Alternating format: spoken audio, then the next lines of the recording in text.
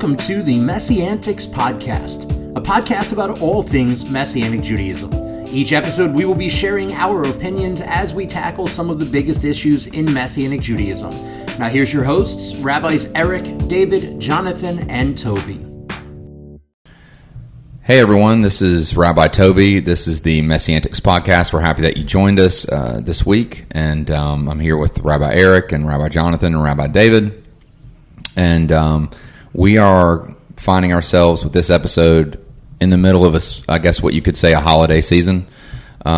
This episode is coming to you between Easter and Passover. Now, this is an interesting year because, as we know, especially if you are Messianic, then you know that God's calendar and the biblical calendar, it's its own thing.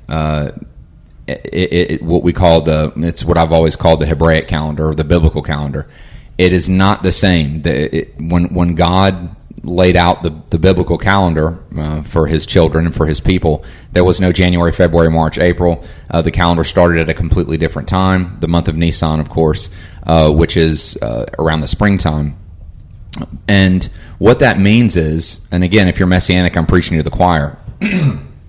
What that means is just about every single biblical feast, and I'm talking about the feast from Leviticus 23, we're talking about Passover, we're talking about Rosh Hashanah, Yom Kippur, all those always are on a different day every year. And that's because biblical calendar is a lunar calendar, the Gregorian calendar, which is the January, February, March, is a solar calendar, and it's a Roman calendar. It's completely different. This particular year, though, is interesting because Easter fell on March 31st. That was Easter Sunday for the Christian church. And For some of the Christian church, right. And see, there are things about, I had no idea, we were talking about this today before we hit record, that there's a Greek Easter. Well, okay. You have Western and Eastern is a lot more than just Greek. But. Right. And so we have Easter either has happened or it's about to happen, depending on who you are. And you have Passover, which is on April 22nd, sundown, April 22nd.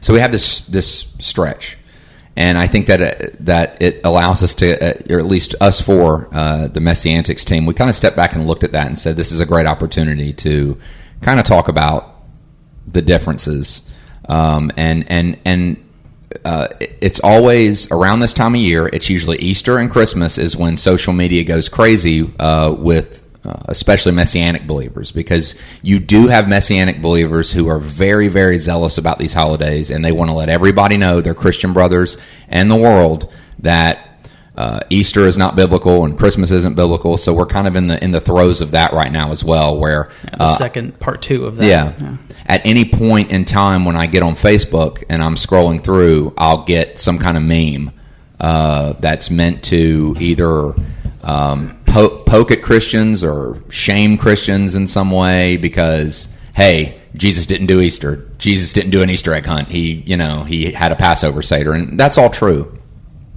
And some of that can be really problematic. And I come from a place as being a Gentile Christian, called out of the church into Messianic Judaism. And I remember the first couple of years, I was not a fun person to be around because I had that view, really zealous, really intense. And God absolutely humbled me and said, hey, look,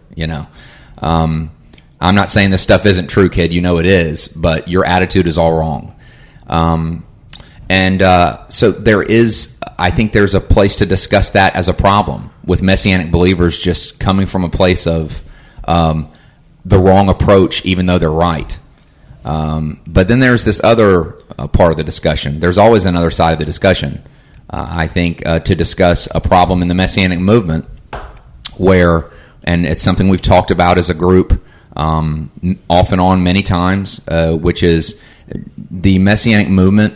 It seems to be they have taken the discussion of what to do with Gentiles in the movement that was had in Acts already. And you have to understand, when they were having the Jerusalem Council in Acts, there was no Christian church. They didn't say, well, here's what we'll do. We'll create a church and Gentiles can go to that church. And then Jews can just still worship. No, there were Jews and Gentiles, one a Messiah, and they were all doing the same stuff. And then the church came along a few hundred years later. But the fact of the matter is,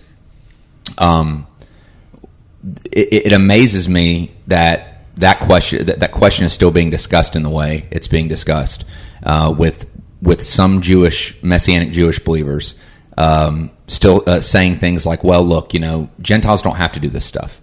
Okay, well, if Gentiles don't have to do this stuff, then you want Gentiles to say, okay, or we've talked about there's a Messianic synagogue somewhere, and we don't like to mention names and this, that, and the other, but I know there's a Messianic synagogue that if, in order to keep a quota of Jews in their synagogue, they'll give, when Gentiles come, they'll give them brochures to churches in the area, right? So my problem is that if you're going to do stuff like that, then you don't need to say anything about Christmas and Easter. If you're gonna not allow, if some Messianic synagogues and some Messianic Jews are going to be against full Gentile participation in the Messianic Jewish synagogue lifestyle and Messianic Jewish life, right, then you don't need to say anything about what they do.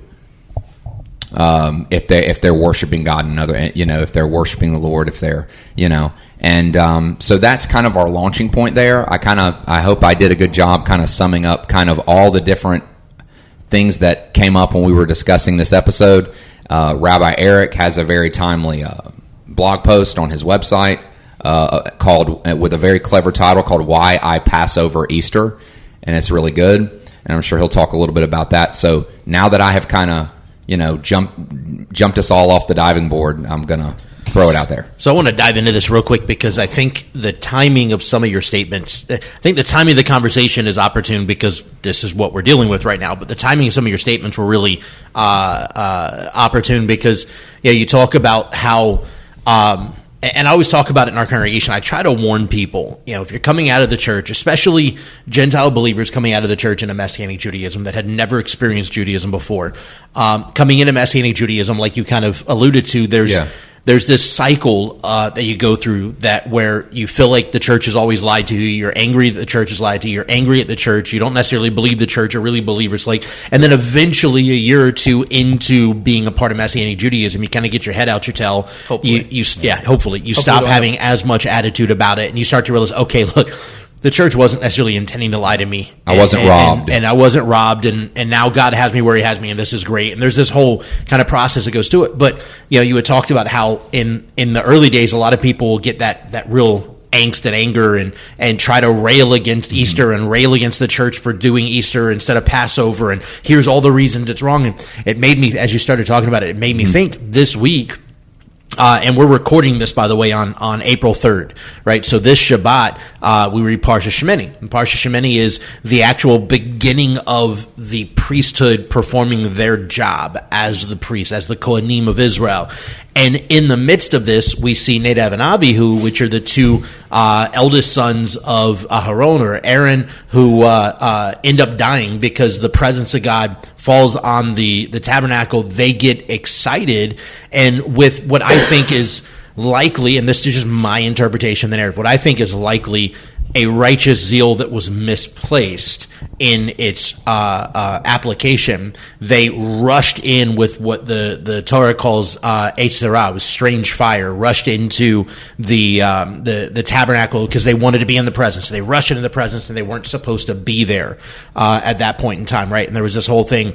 And then we also read in our Haftarah about Uzziah, right? David is bringing the ark to Jerusalem, and instead of making sure it's carried the right way by priests on their, or the Levites on their shoulder, and he throws it on a fresh cart with an oxen, and it's being towed along, and it hits a pothole or something and starts to teeter. And Uzziah, again, the right zeal, he's got righteous zeal, but it's misplaced in how he handles it. And in this case, it was misplaced because they shouldn't have been in that scenario to begin with, but David did something that wasn't right already.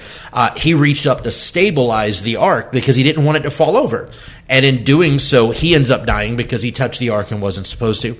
And so we see this idea of this righteous zeal that's just misplaced in how it's approached, how it's applied. And I see some of that same attitude, some of that same approach in the way that a lot of Messianic believers will attack Christians about Easter. And so on. Like we just did a Passover Seder for a church on the last Thursday, which is really always weird when we do Seders a month before Passover for churches. But we do these demonstration Seders for churches so that they can kind of get a better idea of exactly what happened and what they're celebrating and what it really means. And for this particular church, they wanted it done on the Thursday before Easter. And so we came and did the Seder for them and walked them through and said, look, this isn't Passover.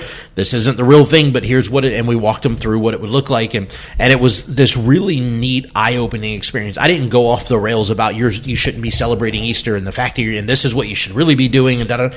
We just shared with them the beauty of what Messiah partook in, of what was happening and why it happened at that time and so on, and watching the eyes just kind of pop open as they start to see pieces of the gospel narrative that they had never truly understood before in its fullness start to, like, that full picture comes together was mind-blowing. Several of people, there are tears in their eyes as they're thinking through it and processing.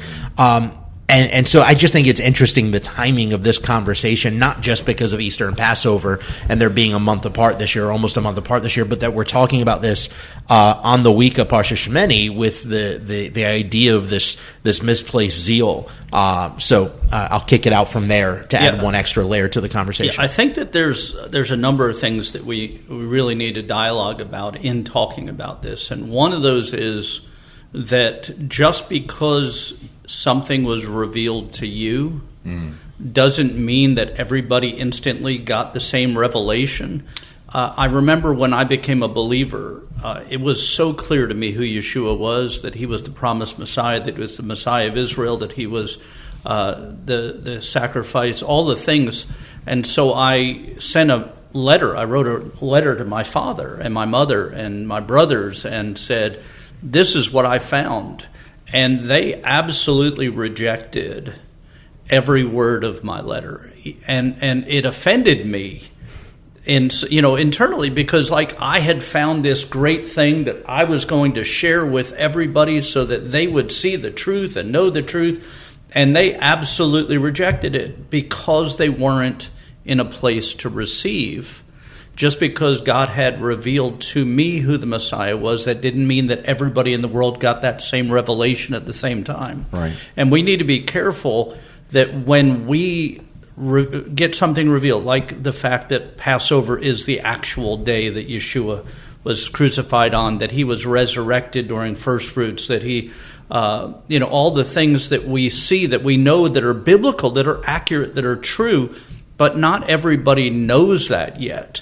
And sometimes we can be offensive in our presentation and then get offended that somebody rejected the truth when we presented it to them as if they were rejecting us, instead of the fact that they just aren't in a place to receive that. Now, that doesn't mean we shouldn't try to share. Right. And we shouldn't try to present these things. And I'm a firm believer that, as Rabbi Toby said earlier, part of the fact that there is a Easter celebration is because there was a division between Jewish believers and non-Jewish believers that took place in the early believing in the first century. We had this rejection of Gentiles by Jews and this rejection of Jews by Gentiles, that both brought about this needing of a separate time. And you can study about the division over the fact that the Christian church, part of it said, we don't want to celebrate the resurrection on the Passover specifically because that's a Jewish holiday. But that resulted from a rejection by the Jews of believers and this back and forth division that goes on. So I absolutely believe that we should not be celebrating Easter for a number of reasons, but I don't even have to get to all of the stuff that you read on the internet and the memes and all the hateful stuff. I just think that God gave us a calendar that he wanted Israel to be a light to the nations, that they would join. God chose the Jews not so that the Jews would be separate, but that so the Jews be a light and a group that shared with the non-Jews so that they would become part of this. He chose us so that he could choose them also, not so that there be a division.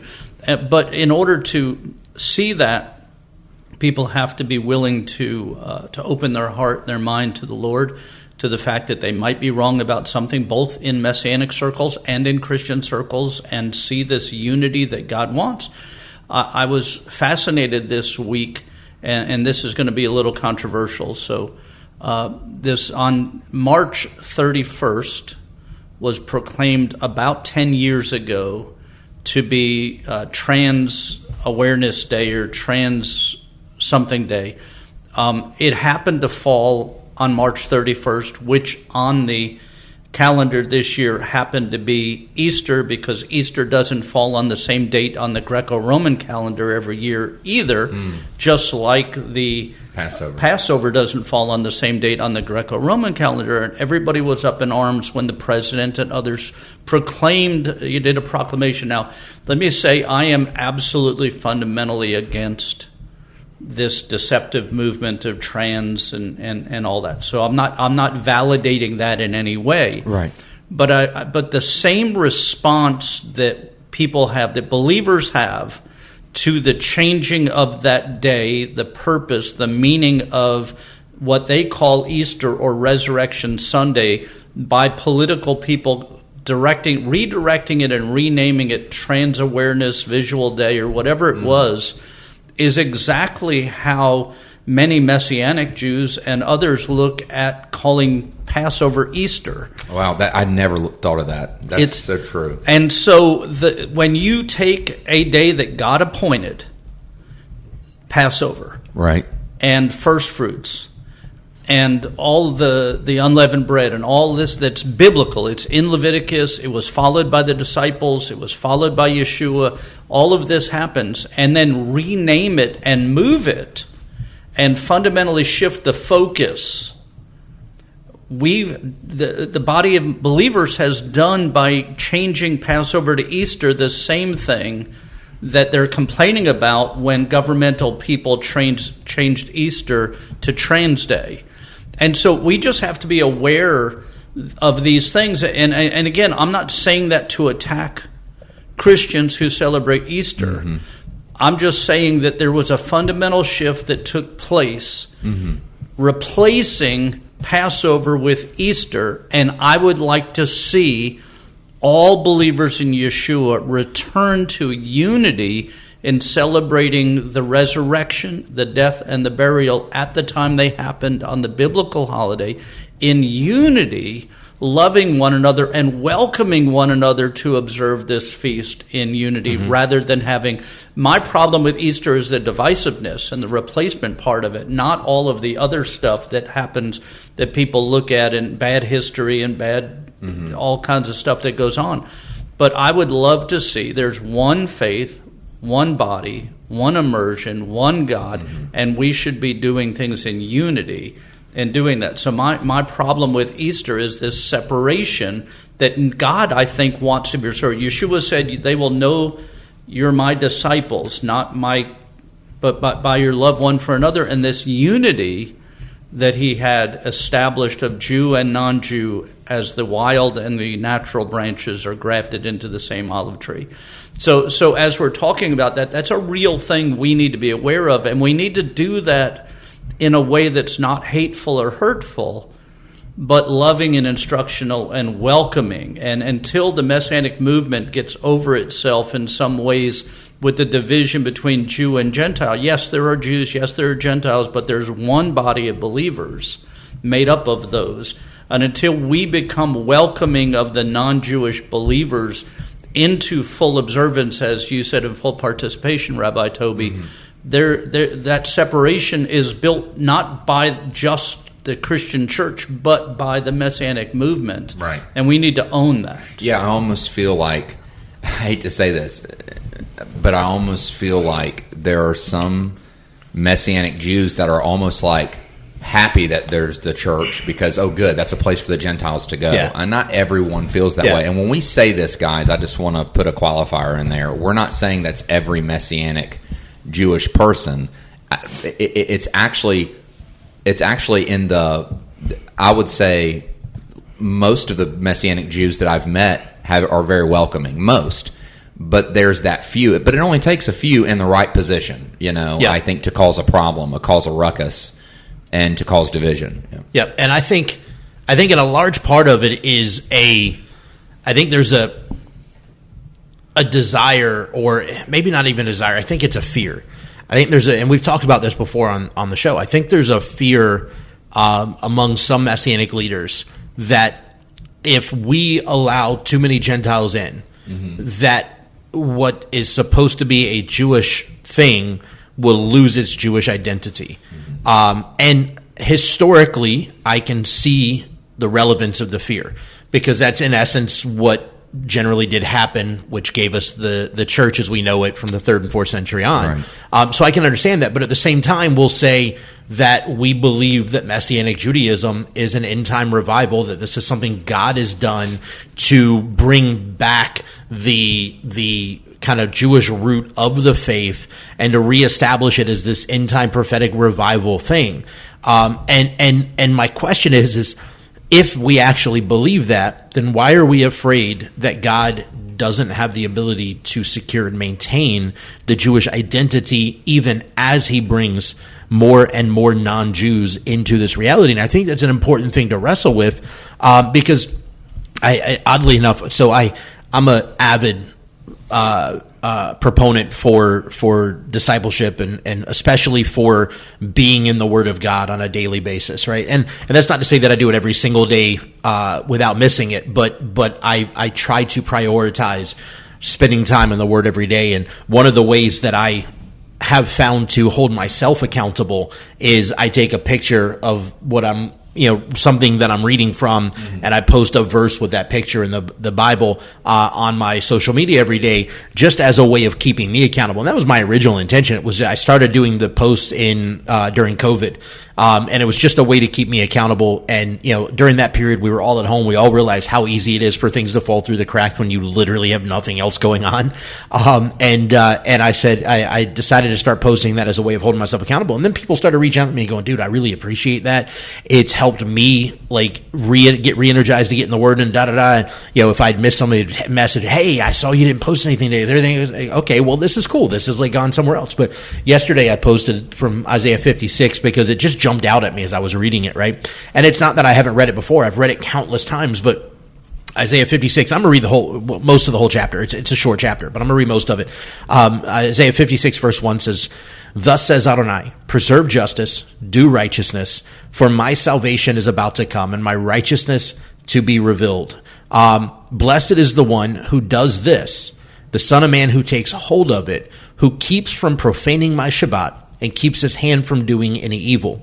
Do not let a son of a foreigner who has joined himself to Adonai say, Adonai will surely exclude me from his people." Again, I'm going to read that. "Do not let a son of a foreigner who has joined himself to Adonai say, Adonai will surely exclude me from his people. Nor let the eunuch say, Behold, I am a dry tree. For thus says Adonai, to the eunuchs who keep my Shabbatot, who choose what pleases me and hold fast to my covenant, I will give to them my house, in my house and within my walls, a memorial and a name better than sons and daughters.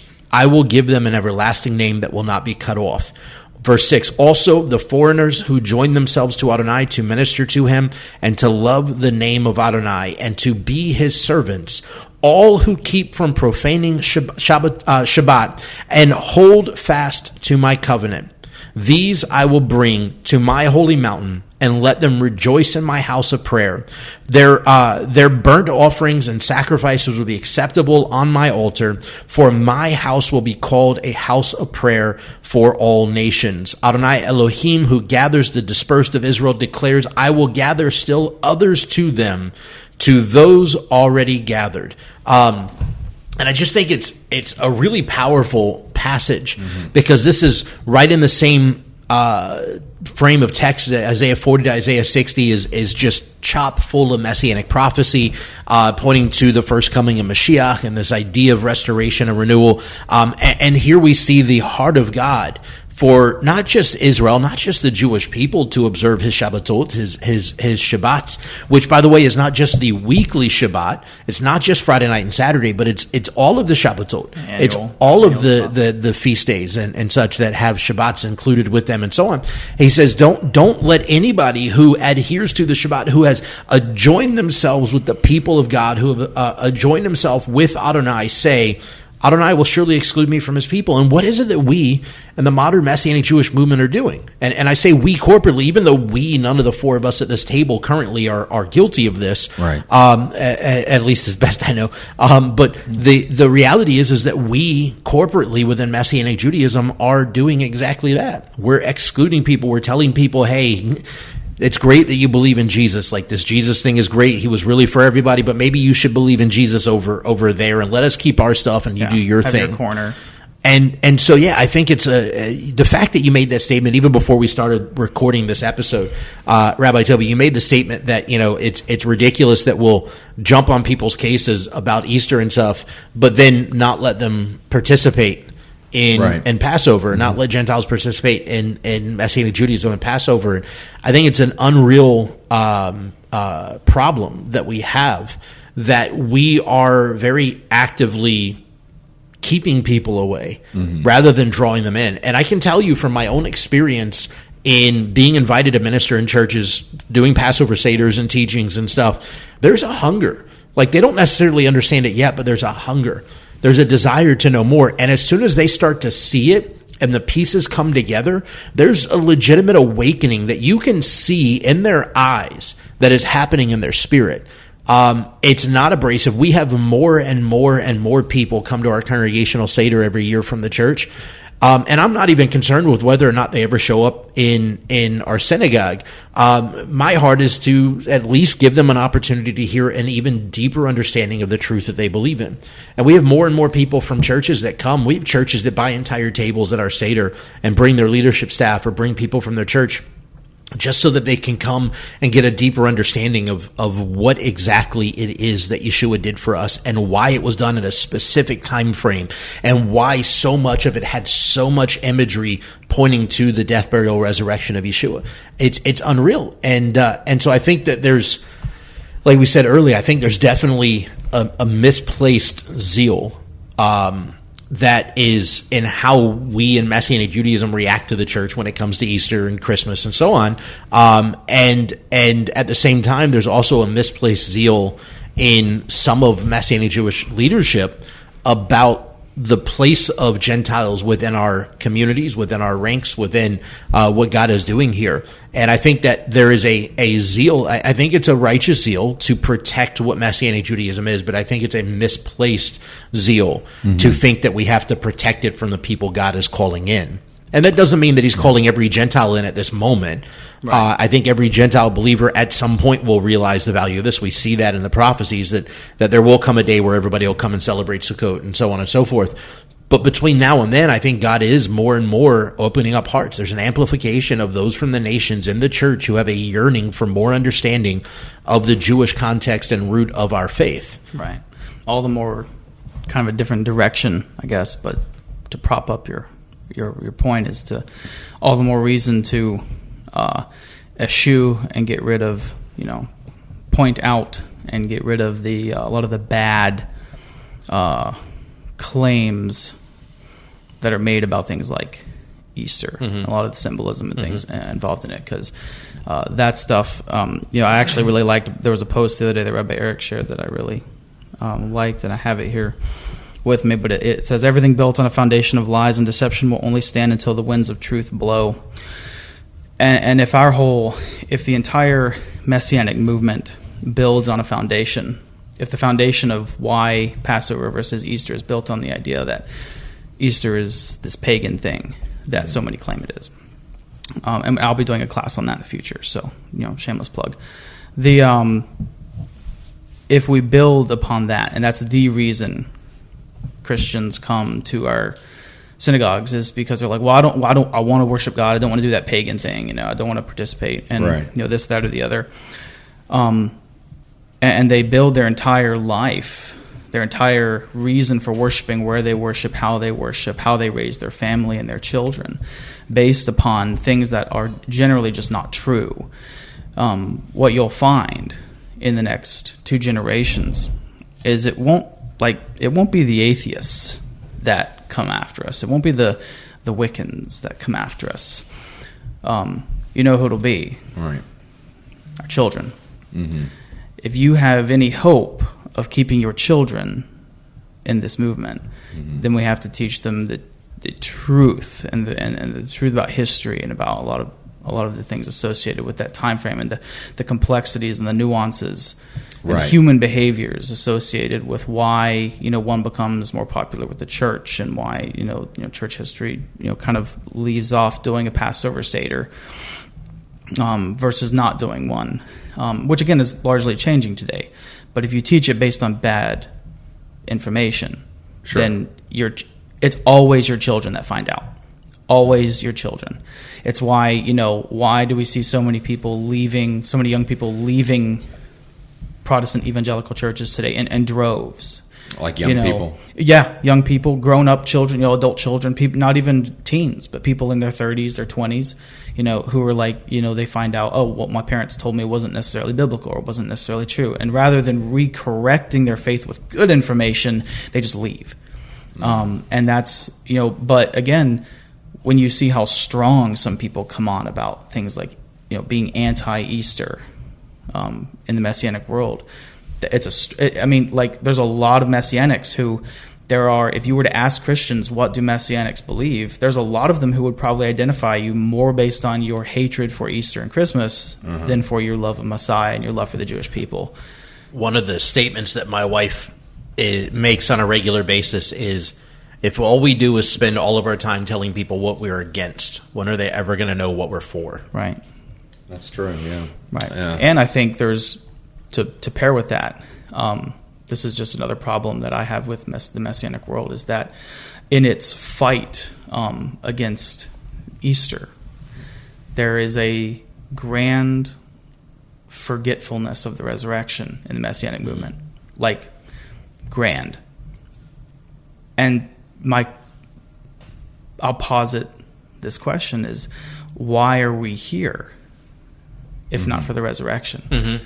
What does the Passover point to? Yeah, the death means nothing if he didn't resurrect. Right. What does the Passover point to? The Passover ultimately foreshadows the resurrection. Matter of fact, Hebrews even talks about a lot of the feasts and festivals that way. They foreshadow the coming of Messiah, of the fullness of the Torah that is found in Yeshua. And in our, what I will call a non-argument fight against Easter, we end up forgetting the resurrection. Because I have never been to a resurrection service into the Messianic movement that was on par with how much we emphasize Passover. Mm-hmm. Ever. And the resurrection is ordained from creation. Creation exists because God knew the resurrection was coming. Mm-hmm. Everything leads to that. Yeah, and we have to remember that, contrary to popular belief, resurrection is a Jewish belief. It's a Jewish concept. Actually, on Shabbat, we say the Gevarot, right, which says, "You, O Lord, are mighty forever. You raise the dead with abundant mercy, uphold the fallen, heal the sick, set free those in bondage, and keep faith with those who sleep in the dust." And then it says, "Who is like you, master of mighty deeds, and who can compare to you, king, who causes death and restores life and makes salvation sprout, and you are faithful to resurrect the dead. Blessed are you, O Lord, who resurrects the dead." Right. Resurrection is a Jewish concept. It's a Jewish belief. It's part of our faith as Jews, and it's the fullness of the promise of Messiah is the death, not just the death, which we celebrate at Passover, not just that he died for our sins, not just the lamb that was slain. All of that is wonderful, but without the resurrection, there's no newness of life. There's no, there's nothing for us to hold on to for the future. We become like the faith that Paul describes. If none of this is true, then we should just party it up because, what's here for us? Nothing. Right. So it's none important that when we talk about these things, now again, none of us are saying that Easter should be the alternative to Passover, but we need to remember that part of the reason the church does Easter is because there isn't enough focus on the resurrection in Judaism and in Messianic Judaism. Mm-hmm. Right. And I can, it's part of, and this is just because my background is more high church Protestant, like Lutheran, that, there's, when they celebrate the resurrection, it is really celebrated. Mm-hmm. Like it is, we like on Yom Kippur, we get dressed up. It's all white. Again, it's not so much a celebratory holiday as it is somber, but there's a real intent behind showing up to a Yom Kippur. Yeah, it service. seems like within Messianic movement, to me at least, and this I fault myself involved in this as everybody else is. We spend more time fighting against Easter than we do celebrating the resurrection. Yeah. Mm. And we spend more time fighting against Christmas than we do celebrating the birth. And I'm not saying that we should, Judaism doesn't celebrate births. I understand all that. But there's a point at which, to some people that look from outside the Messianic movement into the Messianic movement, that the resurrection is an afterthought of the focus of Passover. And part of that is, let's be honest, that Passover has become one of the largest outreach tools of the Messianic movement because in Judaism, even if somebody isn't observant at all, it's somewhere above 70% of the Jews in the world celebrate Passover, even if they never attend synagogue, even if they don't do anything else. It's like Thanksgiving. Yeah. So it's an opportunity for us to touch and connect with Jewish people while their minds and hearts are on the Passover. But somewhere in our focus of reaching the Jewish people, we've lost the reverence and the honor and the joy of the resurrection. Yeah. Well, and like we said, the reality is the Passover would mean nothing if there was no resurrection, right? I mean, it would still be a commanded feast. It would still have its connection to Egypt and so on. But in terms of Mashiach, it would mean nothing without the resurrection. That's one of my issues with the cross as a prominent imagery in the body of Messiah. And not that, like, I can go through a whole lot of historical reasons why as a Jewish person I'm not fond of it, but that's not even what I'm dealing with right now. But for me, it's like we're focused on the implement of the sacrifice, on the implement of the death with the imagery of the cross, whether we're talking the empty cross of most of Protestant evangelicalism or we're talking about the crucifix of the Catholic Church where he's still on the cross in the imagery. We're focused on the death, on the implementation of the death, rather than on the resurrection. Whereas, and I've asked people straight up, like, if he were killed by firing squad, would we have all worn little gold rifles around our neck? If he had been killed by, what was it, Old Big Yellow or Old Yellow, whatever it was, the electric chair at Atmore, Alabama, would we all wear little golden electric chairs around our neck? Like, the implementation, it was nothing but a means to an end. The cross was nothing but a means to an end. Right. Yes, we can rejoice in what the cross means. That's great. But in and of itself, it was a means to an end. Without the resurrection, the cross means nothing. Mm-hmm. Without the resurrection, the death means nothing. And so why do we so hyper-fixate on the tool, the implement used for the sacrifice, while not having, like, if we could come up with, and maybe this is a challenge to us in the MessianTics to start this, I don't know. If we could come up with a image representing the resurrection, an open tomb or whatever. Well, I don't even care. Angel Studios did that. They created a necklace. If we could come up with some sort of really neat resurrection minded imagery, like, dude, that could be a unifying factor between Messianic Judaism and the rest of the body. Like, we could all realign our focus on something that matters, right? And I think it's interesting that we spend all of our time, and Messianic Judaism we spend all of our time fighting battles that really don't need to be fought. Yeah, and talking about discussions that I think had already been settled. Yeah, exactly. You know, like the Jerusalem Council situation. Exactly. Yeah. And because we're fighting battles that don't need to be fought, we're ignoring the battles that need to be fought. Like, I really appreciate, Rabbi Jonathan, you bringing up the idea that we under-celebrate or under-commemorate, under-recognize the resurrection. Like, we talk about it, sure. But we, especially in Messianic Judaism, where we're celebrating Pesach, we have the supreme opportunity. If we're going to do the whole "this is the right time," we have the supreme opportunity to focus on the resurrection, because we have a generally solid idea of exactly when it occurred. And we could very easily, this year, this day, every year, not day of the week, but this day of unleavened bread every year, we're going to have a massive resurrection ceremony service, a massive worship service focused on the resurrection, or whatever. Matter of fact, I just sent Rabbi Toby's wife, Brooke, our worship leader at CMC, I just sent her a text and said, hey, I didn't think about this till just now, but the Passover Seder for the congregation this year is on April 25th. April 25th at sundown, sometime sundown to early morning, like midnight or early morning on Thursday, on the 26th this year, would be when Yeshua resurrected. Because we know he resurrected sometime after sundown, and then that next morning at first light, the ladies came and found the tomb empty. It's like this year our Passover Seder is at the point in time that he would be resurrecting in that period of time. It's like, so what do you think about the music at the beginning, the worship music at the beginning of our Seder? Because we always have a few songs at the beginning to set the atmosphere, and then a few songs after our meal to reset the atmosphere and bring us all back together. It's like, what do you think about the songs at the beginning of the Seder being focused on the sacrifice, and the songs after the meal being focused on the resurrection? Because I think that's just it's the prime opportunity, right? You can't beat the imagery and the connection. So she hasn't responded yet. She may not be awake, which kudos to her, because I wish that was me sometimes. But but I think, that's a phenomenal idea. But yeah, I agree. We need to do better. Yeah. I feel like that should be, like, if we ever make catchphrase T-shirts, "Do better" should be better. One of those. Like, we need to stop. Just stop.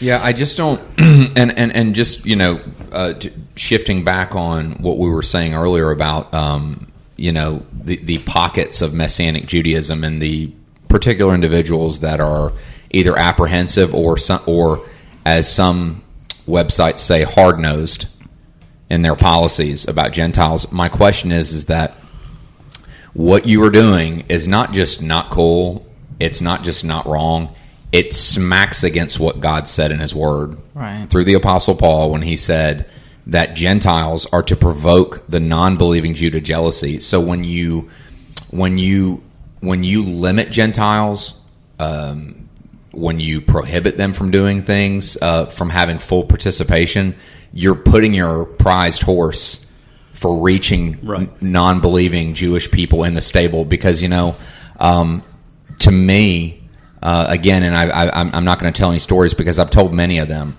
In my experience, what gets the stories I've heard from believing Jews today who were non-believing, their big thing was, I saw these non-Jews doing this stuff, and I'm like, hey, that's my stuff. And they seemed so happy, and I'm like, not only are they doing my stuff, I'm not doing my stuff. They're so happy doing it, and I'm not.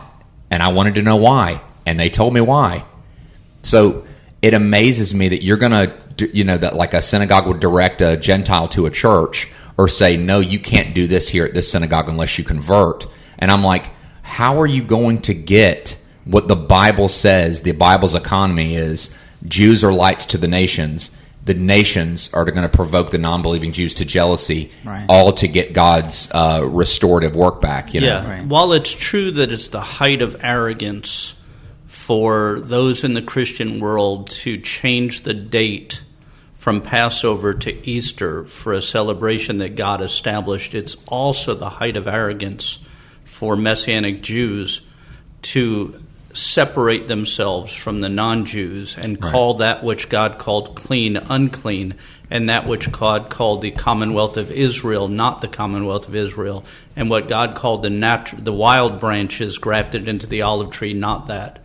And so while it's, I think, wrong for the church to celebrate Easter, this is my opinion, on a day different than when God established the resurrection, when God established the plan from the very foundation of the stars and the sun and the moon, when he established them so we would know the Moedim, or the appointed times, in Genesis 1, for Jewish people to push non-Jewish people out of Passover, and to say things like, well, Gentile believers don't have to, or shouldn't, or should just celebrate Easter rather than Passover, is the height of arrogance to tell God, okay, I know you did this, but we like it better this way. Right. We want this separation.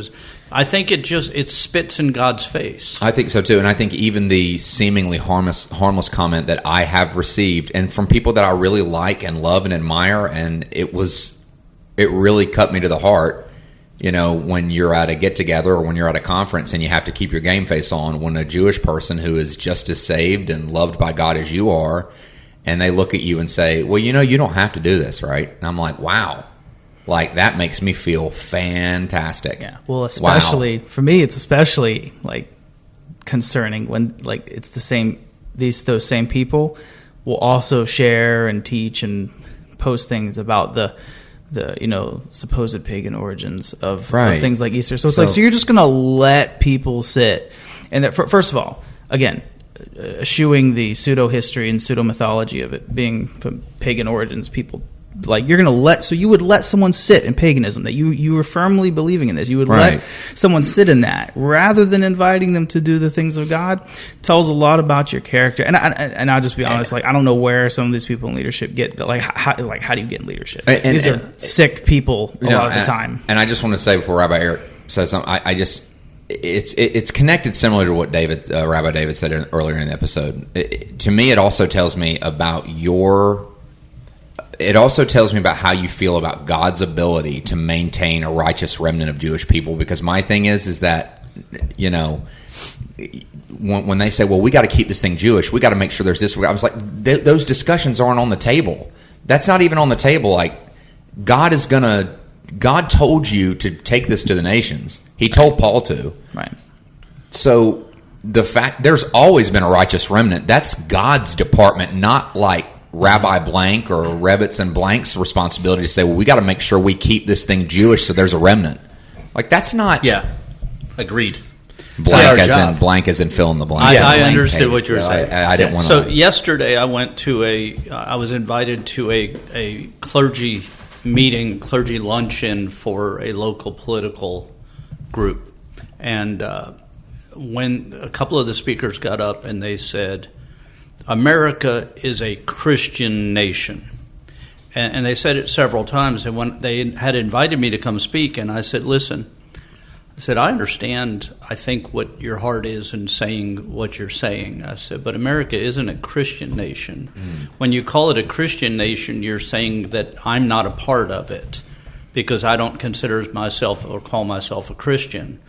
And you're disenfranchising a lot of people that live here. Now, if you want to say America was founded on Judeo-Christian values, that's more accurate. Then that's accurate. But to say it's a Christian nation, it disenfranchises, it separates everybody who's not Christian. Yeah. As if they can't be an American. And when we say Passover is a Jewish holiday, that's a good point. Then we're pushing away 90% of the body of believers and saying you're a separate group from us. Which, unfortunately, I think there are those that is their intention when they say that. Right, but it's horrendously wrong. I agree 100%. And we need to understand it. So as we wrap this episode up, I just want to make it very clear for those who are listening, because I know that there's people who listen to us who listen to and hear different things than what we're saying from what we're saying. So none of the four of us are promoting or saying that Easter should even exist. We should all be serving and worshiping and remembering the resurrection on the day it happened, which is during the Feast of Unleavened Bread after the Passover, according to the biblical calendar. Right. But we are saying that we need to be more loving and kind in how we share that with people, understanding that not everybody is where we are at the moment. Not everybody has got the revelations that we have, the understanding of the Scripture. And if you try to force feed people stuff, all they're going to do is regurgitate it. Yep. And we need to be careful about that. Or reject it. Or reject it. And will cause even greater harm doing that. And so as God brings everybody, because God brought me to it, and Rabbi Toby to it, and Rabbi David to it, and Rabbi Jonathan to it at different times in our lives, as God brings people into alignment with His Word, we need to be welcoming them as they come into the singular body of believers known as the Commonwealth of Israel, according to what Paul teaches.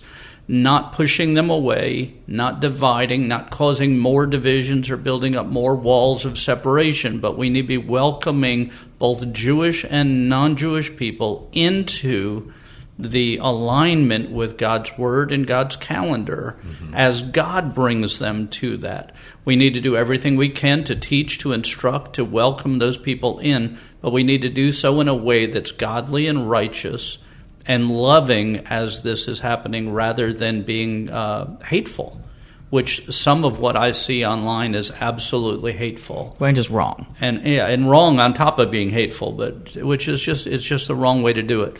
So we welcome you, all of you, to celebrate His death on Passover when it happened, to celebrate His resurrection on first fruits in the middle of the Feast of Unleavened Bread, and to join hands with us as we do so, because we are all Jew and non-Jew, one in Messiah.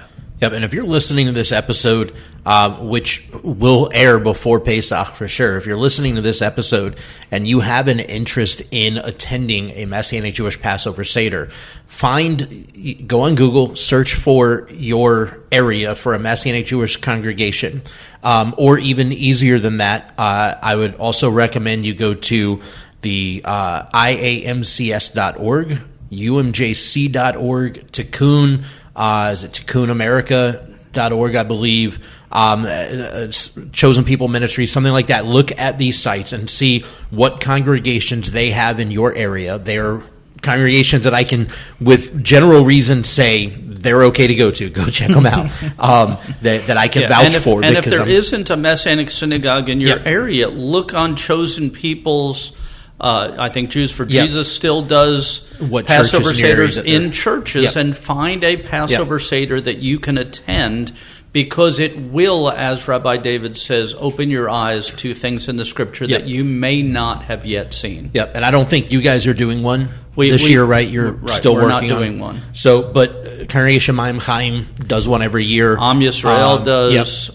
Beit Israel in Mobile is doing one. Beit Tree of Life in Slidell, Tree of Life in Mobile is doing one. I think DMF is doing one. And DMF, Dothan Messianic Fellowship, is doing one in the area. So we encourage you, find a local community, local Messianic congregation you can join and become part of their Passover Seder. And if there's not one in your area, look for a church that has welcomed a Messianic leader in to do a Passover Seder, and then participate and see if it doesn't bring some light in darkness, a little extra joy to your worship, and tears to your eyes as you see the hand of God weaving His Word together from Genesis to Revelation. Yep, and we've had a few people that have asked how they can email us. We do not, as of yet, have an actual email address for the podcast. That might be something we change in the near future. But nonetheless, if you have questions or comments you want to share with us, you can email us at, my email address is rabbi@shalomeasternshore.com, rabbi@shalomeasternshore.com. Rabbi Toby's is toby@shalomeasternshore.com. Mine is rav.eric@britom.org, and Jonathan's is jonathan.riston@britom.org. And you can always go to our Facebook page and message us through there. And with that said, we will see you guys next week. And remember, do better. And stop.